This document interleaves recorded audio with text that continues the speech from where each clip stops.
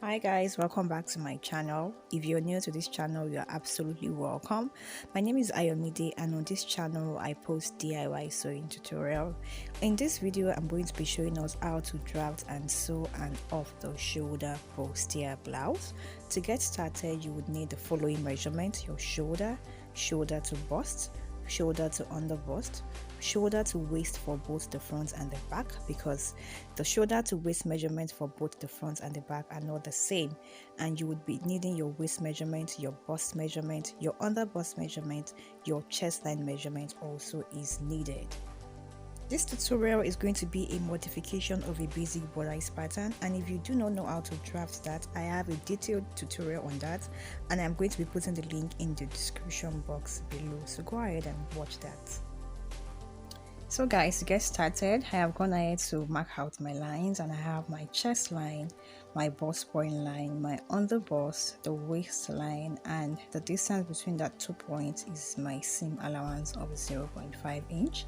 I have also gone ahead to draw in my darts. I have 0.75 inch for darts on both sides. You could use 0.75 inch in case the person is a plus size person, as it is in my case. All of these are modifications of a basic bodice pattern. So if you don't know how to draft a basic bodice pattern, I have a video on that and I'm going to be putting the link in the description box below, so I would advise you watch that video for better understanding. So to move further ahead, I am going to be applying my horizontal measurements. A quarter of the waist measurement I am working with is 8.75. 35 divided by 4 is 8.75, plus 1.5 inch for my dart allowance. That is a total of 10.25. So I'm going ahead to mark 10.25. A quarter of the bust measurement I am also working with is equally 10.25. 41 divided by 4 is 10.25. So I am marking that measurement right on the chest line, and I am going to be connecting the point together with my pattern master. The next thing I will do is to mark the difference between my front half length and the back half length. If you have seen my tutorial on how to draft a basic bodice pattern, you would know that the front and the back are not equal, and the difference between the person I'm working with is 1.5 inch, and I'm also going in by 1 inch from the bust dart to connect my dart together. For a standard bodice, your shoulder to waist for the front and the back are usually not equal. The next thing I will do is to draw my armhole, and to draw my armhole I need my chest line measurement, which is 8.3. To get your chest line, you will divide your bust by 6 and add 1.5. So I am getting the midpoint of that line and I am coming in by 0.75 inch and connecting the points together. I'm connecting that point to my bust measurements on the chest line. And if you haven't subscribed to my channel, please go ahead and click on the subscription button below and turn on your notification for more videos. Now let us proceed. The next thing I will do is to mark the midpoint of the shoulder slant, and to do that I am just going ahead to place my tape right there and then folding my tape into 2 and getting the midpoint, and I am going to be connecting that point to my bust point line, where my dart is starting from on my bust point line. To carry out my underbust tightening, I need my round underbust measurements divided by 4, and in this case it is 9.25. So I'm going ahead to mark 9.25 right over there, and from that point I'm going to be marking what I have left on my bodice, and that is 1 inch, and I'm going to be dividing 1 inch by 2, which is 0.5. So from my dart legs I'm going to be marking 0.5 inch away on both sides. What this means is I will mark 0.5 inch away from here and 0.5 inch away from here. This is a very good way to carry out your underbust tightening, and it works for me perfectly all the time. Because this is going to be an off the shoulder blouse, I'm going to be using 6 inches for my neck depth. So from my shoulder line I'm going to be marking 6 inches downward, but bear in mind that 6 inches is not a standard. I usually use my chest line as a guide, so anything 2 inches above your chest line is still okay. Anything 1 inch above your chest line, only except you want to reveal your bust, that is when you can go for 1 inch above your chest line. So when you are working on an off-shoulder blouse, it is always good to remodify, to reshape the armhole. It gives better fitting this way when you redraw the armhole. So to redraw your armhole, you're going to be making use of your shoulder measurements. You're going to be deducting some inches from your shoulder measurements. The shoulder measurements I'm working with is 16. 16 divided by 2 is 8, and I usually deduct 2 inches. You could deduct 1.5, anyone that works perfectly for you. So my neck width would be 6 inches, and right from my center front I am going to be marking 6 inches for my neck width. This has been working for me perfectly all the time. Just deduct 2 inches from there, and I am also going to be redrawing my armhole. So this is going to be my new armhole, and I'm going to be getting rid of the old one. The next thing I'm going to do is to transfer the bust dart to the shoulder slope, and in order to transfer this, I'll just cut out this pattern. And to transfer my bust dart to the shoulder slope, I'm going to be slashing open that line I drew from the shoulder slant. And so I'm just grabbing my paper scissors and I'm slashing open that line up until my bust point line. And when I get there, I'm also going to be going inwards away from my bust point, and I'm going to be slashing it open and stopping just where my dart is starting from. This gives room for more fullness along the bust area. So in order to close your dart, just grab one end of your dart and make sure it properly aligns with your bust point line. Afterwards, I'm going to be securing it with my tape. So in this way, I have properly transferred my bust dart to the shoulder slope. You would see that that place opened up. The next thing I'm going to be doing is take off my other under bust darts and also trim off my entire pattern so that I can have my pattern for just the shoulder blouse. So I'm going ahead to trim off the old armhole, and you would see the new armhole. So this is going to be your pattern when you're done. And for the neckline, you can decide to leave your neckline straight this way, but if you don't want it to be straight, you can be creative. You can decide to draw a V neckline. So I'm just going ahead to tape it down together. You could do this before you slash open your pattern. It's very important. So I'm just going ahead to go down by you can go down by ½ inch or 1 inch. So I'm just going ahead to mark 1 inch, and I'm going to be drawing like a V right from my armhole up until that point. So this is going to be my neckline. You can decide to make it a sweetheart neckline depending on what you want. So that is my center front, and I'm going to be cutting on fold, and this is going to be my side front. So this is all for the front pattern, and let us now move to the back. To get started with the back, I have also gone ahead to draft a basic bodice pattern for the back. That is my chest line, and I also have my waistline. And for my dart, I'm using 0.75 inch on both sides. This is ideal for a plus size person. It gives more fitting for a plus size person. So I'm also going ahead to indicate that that is my zipper allowance so that I do not make mistakes when I'm applying my horizontal measurements. A quarter of the waist measurement I'm working with is 8.75 plus 1.5 inch for my dart allowance gives me 10.25, and a quarter of the bust measurement I'm working with is 10.25, and I'm marking that measurement on the chest line, and I am going ahead to connect the points together with my pattern master. The next thing I will do is to mark my neck depth. So remember, we used 6 inches for the front, and I'm also going ahead to mark 6 inches for the back. So right from my shoulder, I'm marking 6 inches deep, and I am connecting it in a straight line. On that line that we just drew, right from my zipper allowance, I'm going to be marking 6 inches for the neck width. Remember, we used the same neck width for the front, and I'm using my pattern master to rule out my curve, my arm curve. So for the back, I'm going to be coming down by 1 inch so that I don't want the back to be straight. And just like I did for the front, I'm going to be using my pattern master to create a curve for the back. I don't want that neckline at the back to be straight.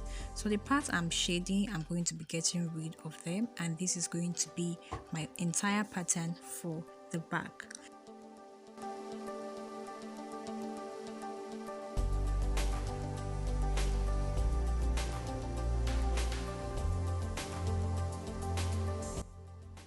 So this is going to be your pattern when you're done. You can decide to draft out your pattern this way, or you can decide to extend your dart to your neckline and split your pattern into two, meaning you're going to be having two panels, panel 1 and panel 2, whichever one you want. But for this blouse that I am making, I'm going to be using my pattern just the way it is.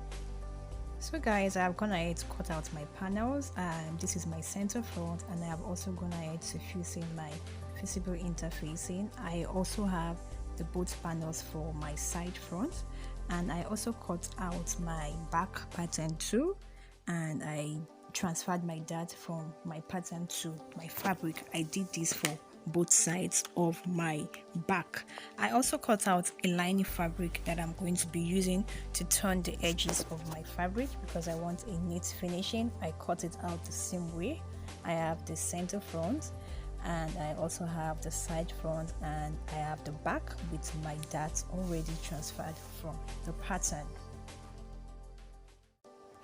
So I'm going to be putting the lining and the back panel pieces aside, and we are going to be starting with the front. We're going to be focusing on the front panel first.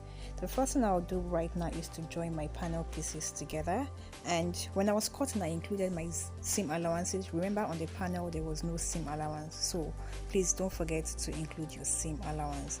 So I'm just going in to merge my panels together, and I'm just making sure that they properly align at the crucial point, which is the under bust, the waistline, and the bust point line. And I'm also going to be securing that part with a pin to make sewing it on the machine very easy for me. And using my 1/2 inch seam allowance, I'm going to be stitching that part down.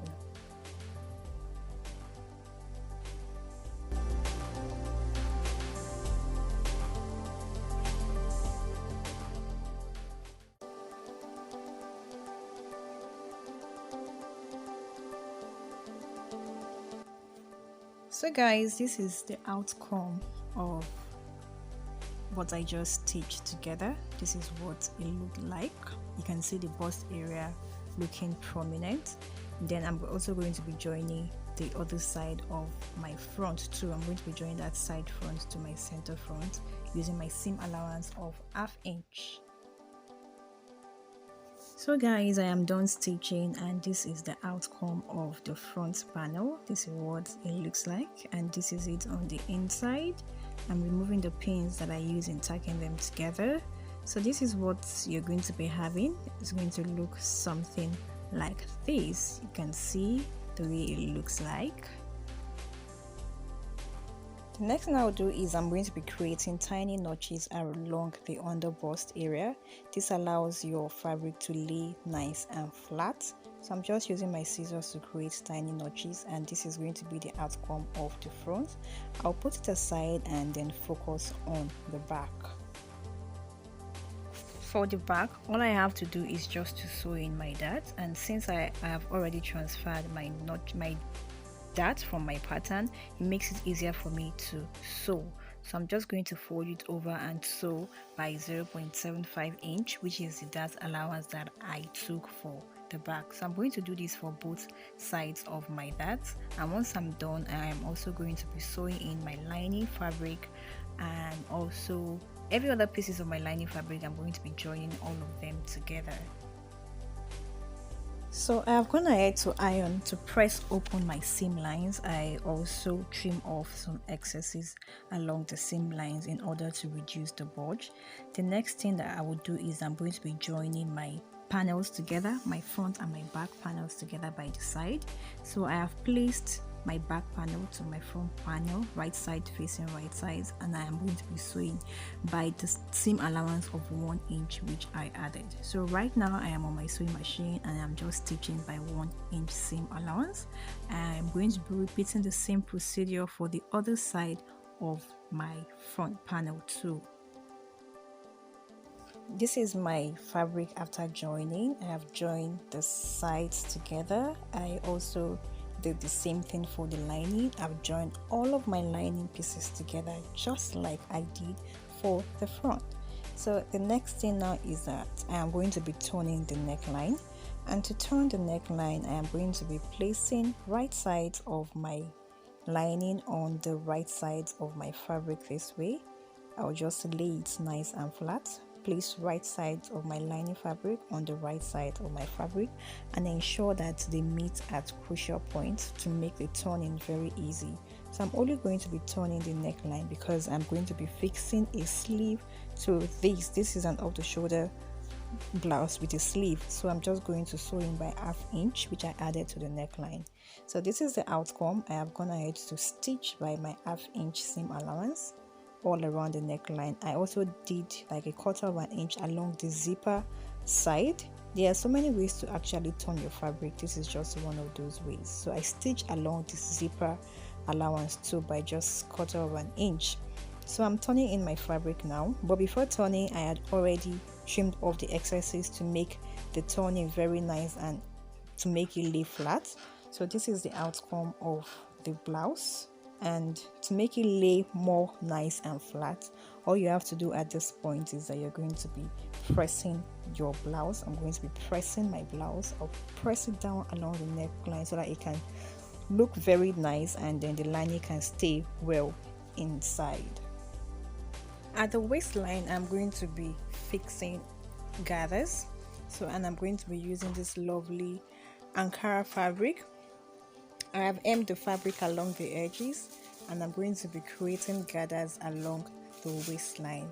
So the way I'm going to be doing my gathers, I'm going to be creating the gathers on the sewing machine. There are so many ways to create your gathers. You can either decide to use a loose stitch, use a gathering stitch, or just use your hand to create gathers, and that is what I'm going to be doing. I'm going to be using my hand to create the gathers. So I'm pinning it at one end of the waistline along the zipper, and then using my hand I'm just going to be creating tiny little gathers on my sewing machine. That is what I'm going to be doing. I am on my sewing machine now and I have placed the right side of my Ankara fabric on the right side of my main bodice fabric, and then using my hand to create tiny little gathers, I'm going to be sewing in the gathers. So this is just one of the ways to create gathers. You can use a gathering fold, you can use the loose stitch of your sewing machine and then draw in the thread.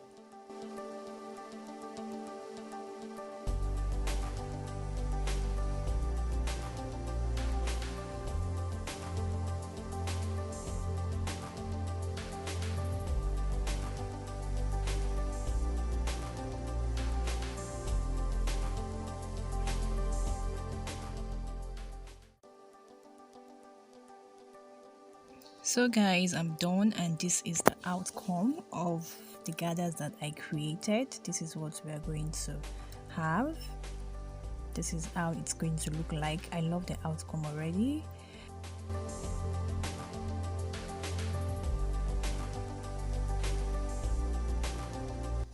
So I'm going to be using the hot iron to remove that label. So guys, the next thing that is left for me is just to fix my zipper and also to fix my sleeve, and then I'm going to be done with this blouse. If you have learned something new from this video, if this video has blessed you, I would like you to give it a thumbs up and do not forget to subscribe to the channel. Until my next video guys, make sure you have a wonderful day wherever you are, and if you get to try out this tutorial, don't forget to tag me on Instagram. The link to my page on Instagram is in the description box below. See you in the next tutorial. Goodbye.